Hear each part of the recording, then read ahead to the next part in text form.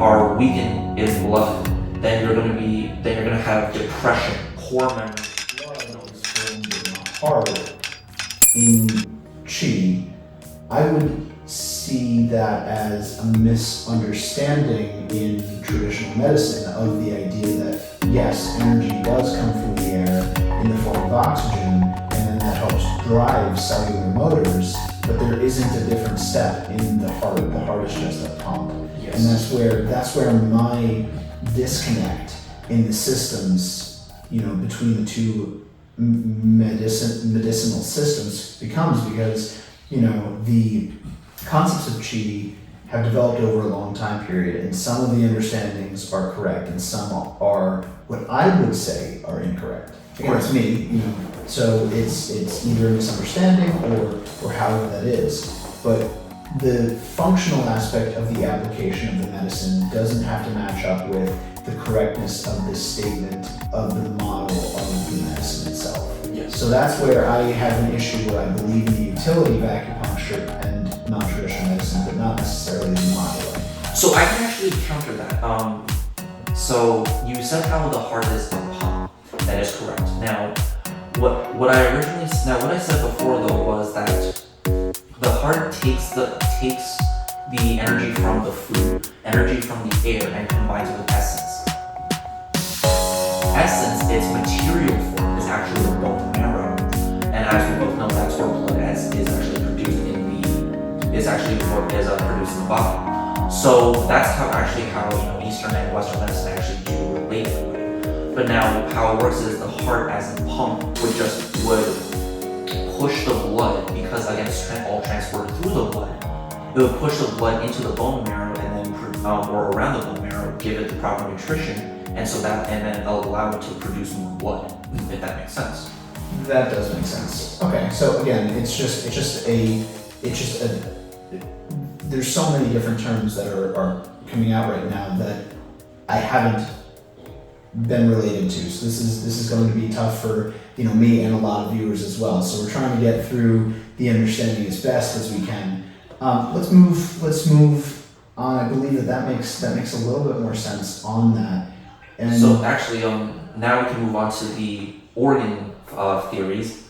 So we're going to start at the heart, because that was one of the last organs that we mentioned. Is this figure 3.21? So now going into the functions of the heart, there are to govern blood, to control the blood vessels, how it manifests in our complexion. It houses our mind, and I'll touch on that later. It's related to joy as one of the emotions of the 5 elements, and then it opens into the tongue. It controls sweat.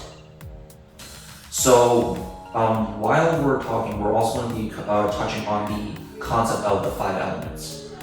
Really quickly, in Chinese medicine, the 5 elements are wood, fire, earth, metal, and water, and then wood again. In that cycle, there really is no beginning point, and there is no ending point. And I think we explained it before how you take a piece of wood, you burn it, so you go from wood to fire.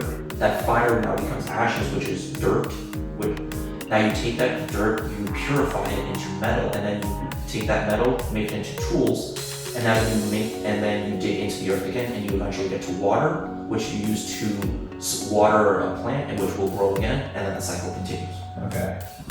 And this whole 5 elements also goes into a ton of different aspects in terms of tissues, organs, phases, climates, seasons, which we'll all touch upon.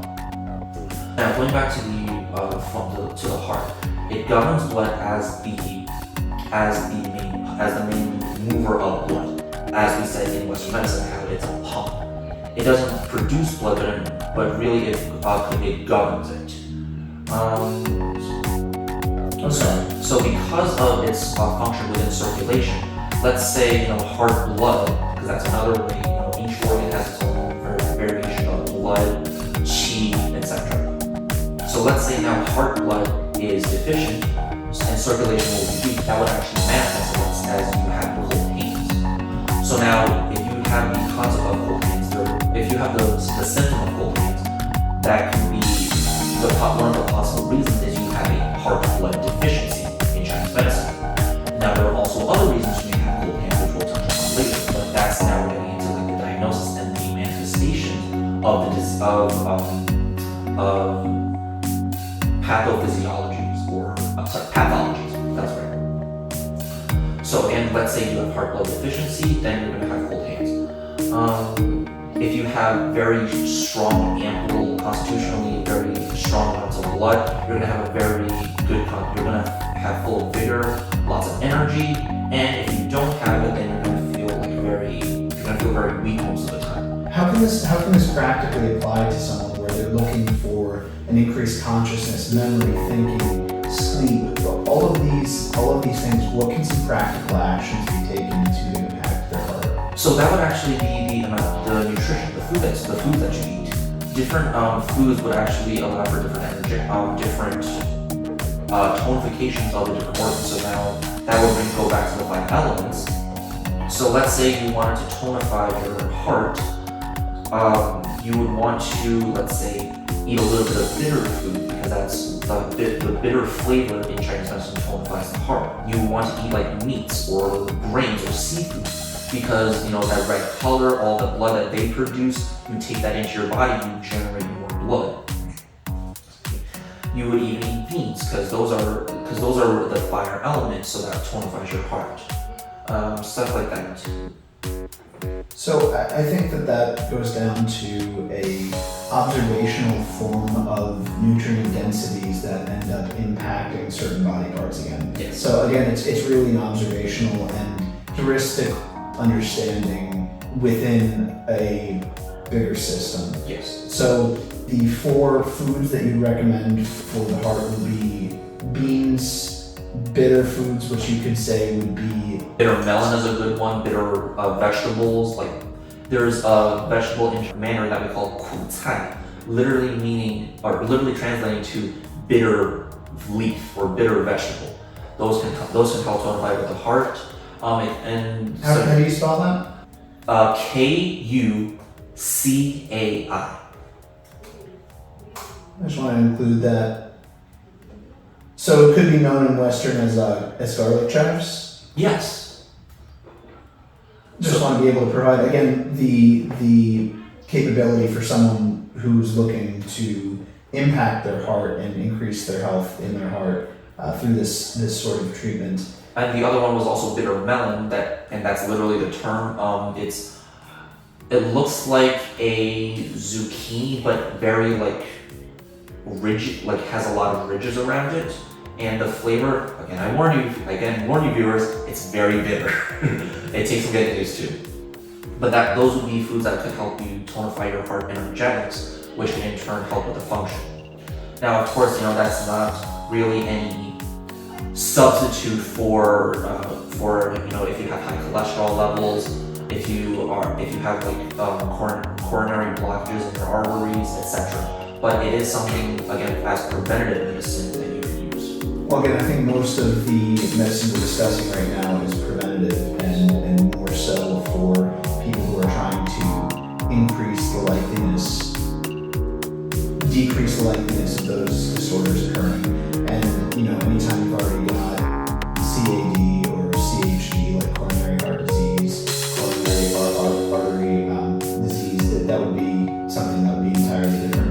I am in a little bit of a disagreement about the effects of cholesterol levels, and I believe that they're a secondary rather than a primary issue, but that's something that could be gone into a little bit deeper on a Western medicine podcast.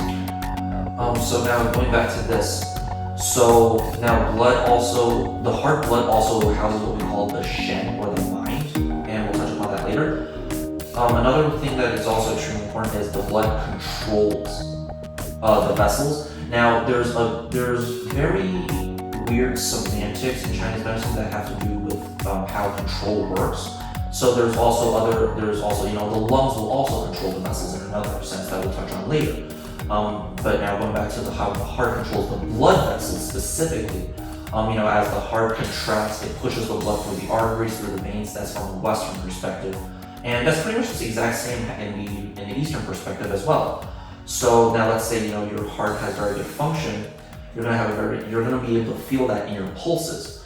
let's say your heart is not functioning well, you're going to have a very weak pulse, and I'm sure you've seen that before. Or let's say your heart is working overtime, you're going to have a very rapid pulse. Or if you're very cold, you're going to have a slower pulse. So basically all the things, and the heart blood actually, and the chi of the blood actually manifests in the pulses, and pulse diagnosis is another subject that's going to take a bit of a time to actually explain, but at a very surface level, you can also just know that the blood controls the blood vessels, and you can feel that through the pulses.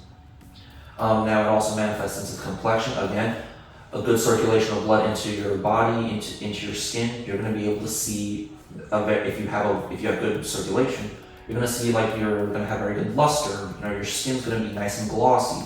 Whereas if let's say your heart blood is deficient, you're going to be very dull and pale. So my issue here would be there are things that can increase like your red complexion, which would be alcohol. Yes. That aren't necessarily good. Alcohol is a poison in effective doses. So how does something like a red complexion or an example that would show a hearty constitution but actually be a negative result or reveal a negative state? So I would say, let's say you meet someone and you see that they are, their skin is normal, they're not too pale, they're not too red, etc. That's a good constitution. But now let's say they are pale. There's different shades of pale. There's dull pale versus a bright white pale. I'm sure you've seen that before. Ecteric yellow. Yes. As well. So a dull pale complexion will be a heart blood deficiency. A bright white complexion will be a heart yang deficiency. Now you can also occasionally see someone who looks very dark, very purplish. That would be a stasis of the blood in Chinese medicine. And as you touched on earlier, a red complexion would be heat. That's why alcohol actually in Chinese medicine, if you drink too much of it, you can cause heat in the body, as you mentioned before.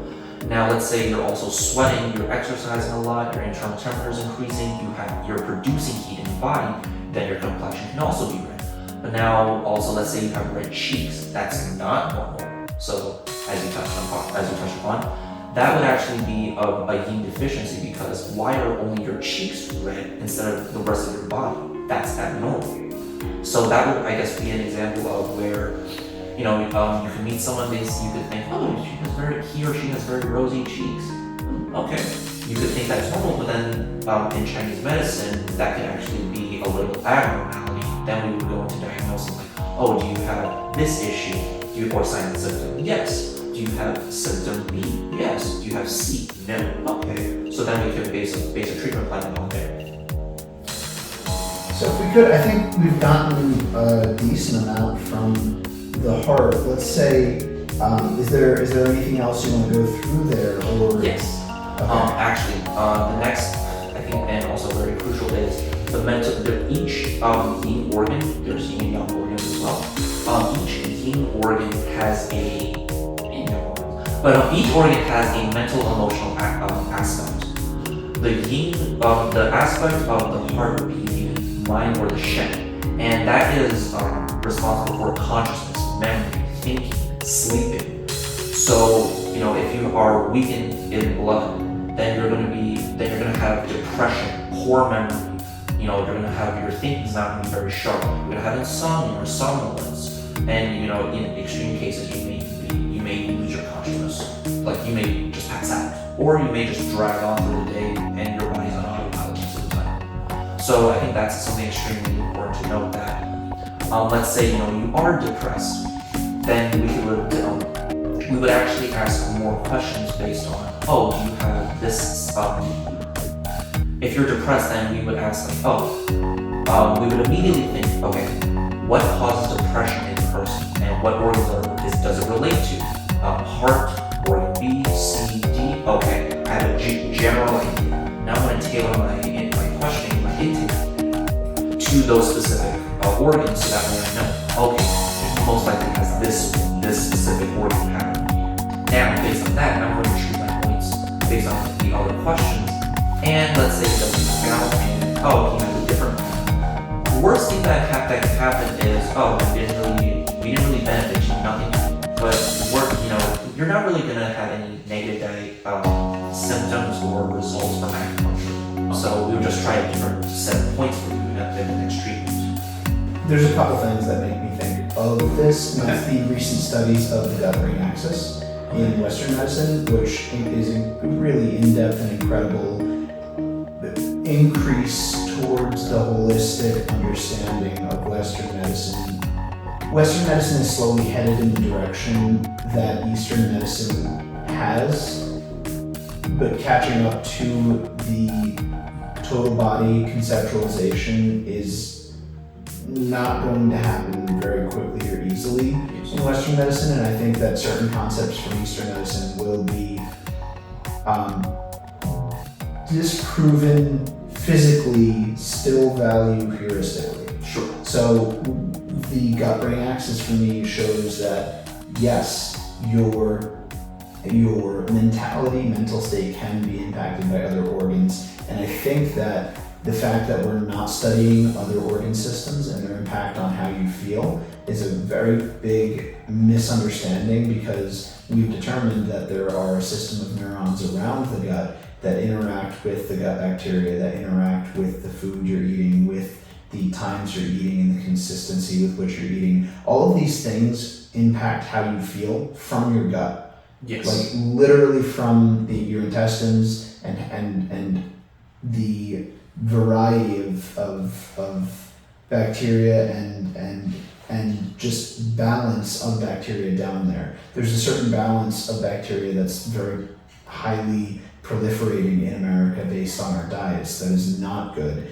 and can be seen to be improved upon by proper diet, or can be improved upon by things such as fecal transplants, which I don't believe in. I believe that changing the quality of your diet is going to have an actual impact, because the fecal transplant, if you just go back to eating badly, will then cause proliferation of negative bacteria and negative interactions within your digestive system. But this is missed out on with all of the other organs, and we don't study the interactions of the other organs with our mind. And that's where I would like to get into a little bit more, is the functions of the organs and how you can improve your life. Because I want to provide the value to each individual that we can, that wouldn't necessarily, be hard to incorporate. So that, like every organ we get to, I'd like to hit like a couple little things that people can do to improve their life, so that someone can say, oh, this is simple. Okay. So in terms of the heart, then I guess would just be, to just eat a little bit more, because there really is no way to specifically target the heart. But I would just say, if you want to, just eat a little bit more bitter foods, like just a little bit per meal, and your energetics will start to be a little better, and also regulate your sleep. I think that's a big thing. But now there's also a ton of other organs that can be affected that will indirectly contribute to your heart state in Chinese medicine.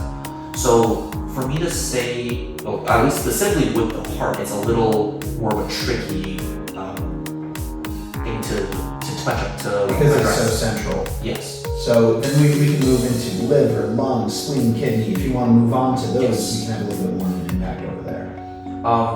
Yes. So actually, just before, and to cut this into, so the heart also controls the sweat, because the heart controls the blood, which is a form of the body fluids, and sweat being a fluid, therefore the heart, through the transit property, controls the sweat. And so now, if you're gonna have qi or heart yang deficiency, you're gonna start sweating just randomly. And there's also another reason you can start sweating randomly, which we'll touch on. But let's say you come into me and you're saying, Jeff, for some reason I just sweat really easily. I don't know why. Oh, so you're telling me, like, if you're watching TV at home, the AC's on, you'll start sweating even though you feel really cold. Yeah. Okay. Well, now I know it's one potential reason is a heart qi or heart yang deficiency pattern, and so I'll start using points based on that. Now let's say you have yin deficiency, then you'll start sweating at nighttime. let's say you have no covers on and you're just laying in bed, AC on, you start sweating randomly. That could be a heat deficiency. So one of the big things that I would go with the heart is yin versus yang deficiency can both result in sweating. I don't understand that. Okay. Yeah, that's the big part there. But we don't need to necessarily get super deep into that as we move into the liver, lung, spleen, and kidney, because I don't know how